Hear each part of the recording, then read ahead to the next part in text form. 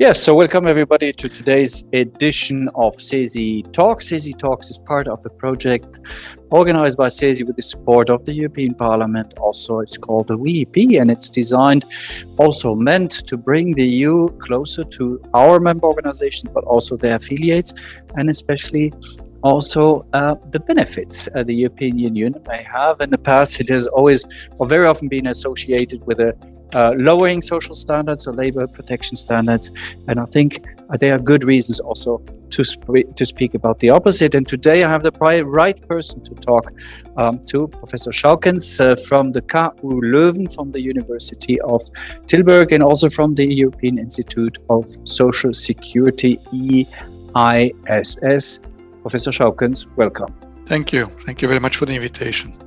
Professor Schoukens, you may recall it 2 years ago, we met in Leuven and we had a very generic discussion. And I remember exactly you saying, you've been always very critical about the EU's capacity to tackle social issues, but for a certain reason, you have changed your mind. At least that was 2 years ago. What was the reason, and is it still the case?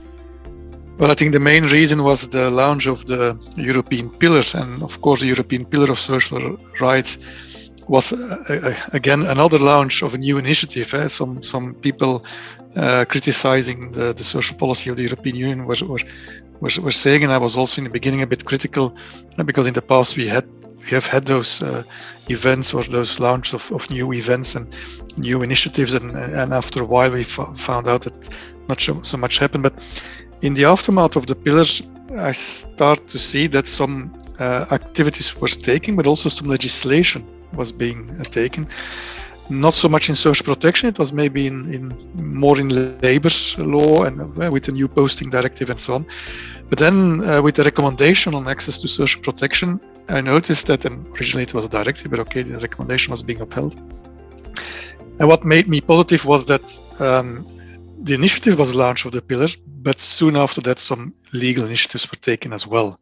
And I think that was, what changed my mind at that moment, more from a global, but we can have a discussion on that later on, point of view of the European Union. I also hear and feel that the speech is a bit different, and that one is aware that one cannot only run an internal market, but an internal market means also fair social rights and fair working conditions. Otherwise, you cannot have a fair competition on your market. And I see more and more that link which is being made between a fair competition between companies on the internal market and the need to have some standards, labor standards, and that have to be respected, because otherwise, one is doing very strange things. So that connection between market and kind of basic rights is more and more made. The same for taxation, by the way. I see that the speech is also a bit different, that the tax havens and the tax some countries have some specific tax treatments for companies to attract them, but you're falsifying competition in a way, and that's being addressed, and that may change my mind, I think. So coming back to the European Pillar of Social Rights and also to the action plan, which was now proclaimed, I think a month ago in Portugal, if you would say what may be the concretely impact strongly depends also on hard legislation. Yeah. I think yes, because I mean, what the European Union should be aware of is that they take a lot of initiatives. They have a lot of monitoring. I mean, it's amazing the tools they developed to monitor outcomes. I also noticed in the recommendation now with the monitoring they have been developing, around which then the countries can report. It's again on outcomes, on outputs, and they see how our systems, how effective they are. That's a good thing, I think, the monitoring, but you need more, because at the end of the day, the man in the street or the woman in the street wants to feel a difference. One thing is to talk about social exclusion and the combat of social exclusion, to combat and then to monitor the combat of social exclusion. Another thing is that people, in the end of the day, feel it also in the street, that there is a difference made in reality. And there I think you will need more than simply monitoring. There you possibly will need legal tools, you will need new directives, new regulations. And that's the amazing thing. We have a lot of parameters which are being developed. The Commission has a lot of information and knowledge on how effective systems are. And I think some additional steps have to be taken with new rules and regulations. The recommendation is a nice thing. Of course, it's not enforceable. The recommendation on access to source protection, it's not enforceable. But it depends what you will do with all the information you have. If you can link the information and the recommendations made within this legal instrument to the recommendations, the more financial and budgetary recommendations, you can make it harder, and you can make sure that things are being felt. If, as I mentioned before, that whole idea of fair competition means also that there should be some basic conditions on social elements and social rights, and that we cannot compete each other to the bottom, country by country, by giving tax havens and favorable tax treatments to companies. Then this will change in the end. And so if it's moving in that direction, I think it's moving in a good way. So very much will depend how, when we come back to social protection, and the monitoring of that recommendation will be conducted in practice. We started up, the countries are now sending in their reports, and we will see how the Commission and later on then the Council will deal with the outcome of those reports. And we should not underestimate again how much information they already have, how effective the systems are, and how ineffective the systems are, and so they can guide and push a little bit in some directions when they notice that a lot of money is being spent in social security, but the output is rather meager, for instance. And if you have a look at the action plan, now what are for you, I would say that this year and maybe next year, the key dossiers to be brought forward, either in terms of a new initiative or maybe to bring forward or to push for the implementation or for the monitoring, maybe of initiatives which are already in the pipelines? I think that for me the most important key elements within the pillars and the recommendation is how serious they will take the recommendation. I mean, they launched the recommendation. They made I think it's a very nice piece of work as such. It has a lot of elements in it which touch upon the core essentials of social protection, like the adequacy and so on, and the access to social protection, the fact that, and I think that's the main message of the whole recommendation, that whatever kind of work you do, whether it's standard, non-standard, self-employed or whatever, or wage earner work, it should not matter as to the level of social protection. It should be an equal level playing field. The cost. So there are some interesting and very good things in it. But now some things have to be implemented. To come back to adequacy, for instance, it's left open in the recommendation as such. I mean, either we make it more concrete by saying, well, that we understand by adequacy, and again, all those elements are there.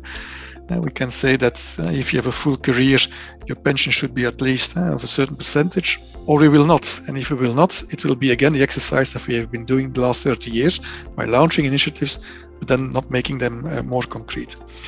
However, I think also outside of the recommendation and the pillars, there are some interesting files, if I can say so. And I think, personally speaking, the whole file of posting and very high intensive mobility, like we have like transportation work, like we have in the entertainment sector, like we have in the touristic sector, and hopefully after COVID-19 the touristic sector will start up again.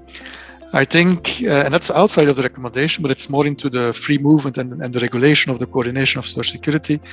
There are some interesting cases of the European Court of Justice which were delivered on posting transportation workers, for instance, from Cyprus to the Netherlands, simply with the idea to cut the cost short, to circumvent actually the real competence system, so social security system. The court intervened, and there are some interesting evolutions there. And I think this should be addressed in the regulation and the application of the regulation. Also, the whole the very delicate story of the e-forms and the acceptance of the e-forms and the posting forms. I think there we should develop with some new techniques with the e-cards and so on. I think it's still a bit archaic that an administration doing a control on a construction site, finding out that things are not going well, they still have to contact first the other administration to find out whether there was really a posting taking place. And I understand the case law, respect each other's administrations and so on. But I think we have to develop there to more concrete and more concrete ways of controlling and combating fraud. Otherwise, we will go on with situations where people are pushed into systems which are not very much developed and which are having reduced labor protection and social protection, and high mobility is being abused to push people into well, let's say bad working circumstances. I think this is something which we'll have to address. It's linking to the recommendation, but it's going beyond that as well. And I have the feeling that if I look at the case law and if I look at what the Commission is doing and some commissioners, it may be the right moment to address this properly. And coming back very briefly also to the Council recommendation on access to social protection, I would underline for all, and this is a case you have been making already, and if I understood well, also the Council recommendation does it, that we have to, let's say, shift our perspective and say it's not only about those who are in typical employment relations which should be covered by social protection schemes, but that regardless of the status of any person, any citizen, possibly as much as extensive as possible social protection scheme should apply. Now, in a recent paper with Enzo Weber, you also make the case for unemployment insurance for the self-employed. And finally, I mean, this has been practiced now in an indirect way, also during the Corona crisis. Can you be very specific, very short, very brief, say why is that so important also that we have a social coverage, social protection coverage as broad as possible to as many type of workers as possible, including the self-employed? Yeah. Well, I think work is work, and if you get income out of work, it should be protected for social security in a similar way. And that's what the recommendation was also saying, equal level playing field. Whether you're working as a self-employed or a wage earner, at the end of the day, both of them can face similar risks, sickness, invalidity, labor accidents, unemployment, and so on. And the interesting thing is the recommendation launched this message very clearly and is addressing to say give them the same equal protection, equal value protection, but adapted to their specific working situations. And then we had COVID-19. And it's amazing to see that suddenly in COVID-19, many countries opened up temporary unemployment for self-employed. I mean, when, let's say 2 years ago, when they would ask me temporary unemployment for self-employed, I would say, no, this is one step too far. Make sure that at least they have access to unemployment. And suddenly with that COVID-19, many countries opened up even the possibility of temporary unemployment, which is not so easy to organize for self-employed. That's what we also wrote in the paper with Enzo Weber. So we have the game changer, I think, with COVID-19. And we have the legal, even though soft law, instrument of the European Union. So maybe it's now time to embark more upon this exercise. And in countries, and when I see in Germany, for instance, unemployment protection and self-employment, it was a very delicate and very difficult discussion. It's much more, it has been opened up, I think. And not so much maybe because of the recommendation, but even more because of COVID-19. So we have the game changers, so maybe it's time to do. And we have some interesting cases. And there are some countries like in Ireland and Denmark where they introduced this unemployment scheme in a way which is neutrally worded, regardless whether you're wage earner or self-employed. It's based around activities, not so much wage earner activities and self-employed activities. So there are some possibilities, there are some interesting examples. So the mindset has been opened up. So maybe it's time now to use this opportunity. And that's the reason why we also published this article last year, because we feel the time is right now. As a conclusion, if you would say the biggest hope now for the coming 1, 2, 3 years, or the biggest fears related to the European Union in general, what would they be? I think the fear, or to put it otherwise, the challenge or the hope is that the idea I feel already now in the Commission going around that we should guarantee fair competition. We should not allow all kinds of tax havens We cannot allow that countries compete each other and try to take away companies with favorable tax treatments. That should go on. I think this is a good attitude. Of course, there can be competition. Of course, you can, but I mean, we have to be, very clear on this. Let's say 50, 60 years ago, companies could, compete on different elements. It was not only social security, it was also tax, it was also infrastructure, it was also highways and so on. But on many of those things, European Union already intervened. Like, let's see the highways, for instance, the infrastructure. It's coming more and more close to each other, even labor law. But social protection is still one of those fields where companies can make the difference in cost reductions. And hence, it's still interesting to do some social dumping there. I think this should be clear, and I have a feeling that that's now getting more and more accepted in the Commission, that for tax and social security, we should not allow that countries compete among each other to attract companies. If they manage to go on in this way and set some levels, an equal level playing field for the companies, I think we are in a good direction. But that's a challenge. Professor Schauken, thanks a lot. All the best to you, and especially stay safe. Thank you very much. The same for you. And I hope your audience will be interested by our talk. I hope so too. Bye. Bye.